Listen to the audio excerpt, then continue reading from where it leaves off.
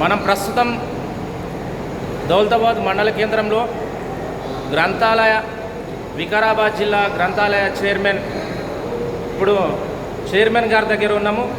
అతి సమీపంలో అంటే ఒక 10-10:30 ప్రాంతంలో మన యొక్క దౌలతాబాద్ మండల కేంద్రంలో నూతన గ్రంథాలయ కార్యాలయాన్ని ఏర్పాటు చేసే కార్యక్రమంలో బిజీ ఉన్నారు.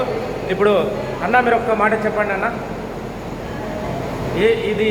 దీని యొక్క ప్రారంభం ఇప్పుడు చేస్తున్నారు కదా, దీనికి ఎవరు అతిథులు వస్తున్నారు, దీని యొక్క ప్రధాన ఉద్దేశం ఏర్పడడానికి? కొడంగల్ నియోజకవర్గ ప్రజలకు మరియు వికారాబాద్ జిల్లా ప్రజలకు, తెలంగాణ ప్రజలందరికీ నా హృదయపూర్వక నమస్కారాలు. మా కొడంగల్ నియోజకవర్గంలోని దౌలతాబాద్ మండల కేంద్రంలోని లైబ్రరీని మనం కొద్దిసేపట్లో ప్రారంభించుకోబోతున్నాము.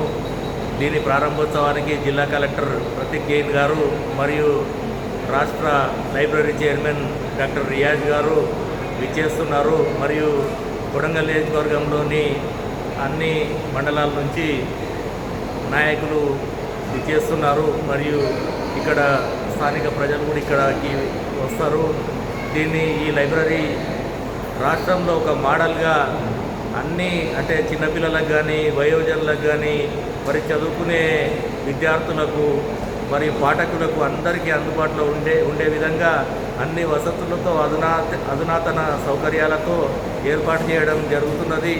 దీన్ని దౌలతాబాద్ మండల ప్రజలు, యువకులు మరియు విద్యార్థులందరూ ఉపయోగించుకొని మంచి జ్ఞానాన్ని సంపాదించుకోవడానికి ప్రయత్నించాలని చెప్పి విజ్ఞప్తి చేసుకుంటూ ఈ అవకాశం ఇచ్చిన మీ అందరికీ కృతజ్ఞతలు తెలుపుతున్నాను.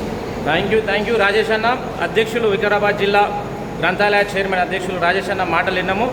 దౌలతాబాద్లో కానీ మిగతా ఏదో చుట్టుపక్కల గ్రామాల్లో ఉన్నటువంటి ప్రజలందరూ, యువకులు కానీ మీరందరూ ఈ గ్రంథాలయాన్ని యూటిలైజ్ చేసుకొని భవిష్యత్తులో మంచి జ్ఞానాన్ని సంపాదించి ఈ దేశానికి ఉపయోగపడే విధంగా మీరందరూ ముందుకోవాలని, ఎవరైతే అందుబాటులో ఇక్కడ దగ్గరలో ఉన్న వాళ్ళందరూ దయచేసి దౌలతాబాద్లో హై స్కూల్ పక్కన ఉన్నటువంటి ప్రాంగణానికి రావాల్సిన విజ్ఞప్తి చేస్తూ జై హింద్, జై కాంగ్రెస్, జై రేవంత్ అన్న, జై తిరుపతి అన్న.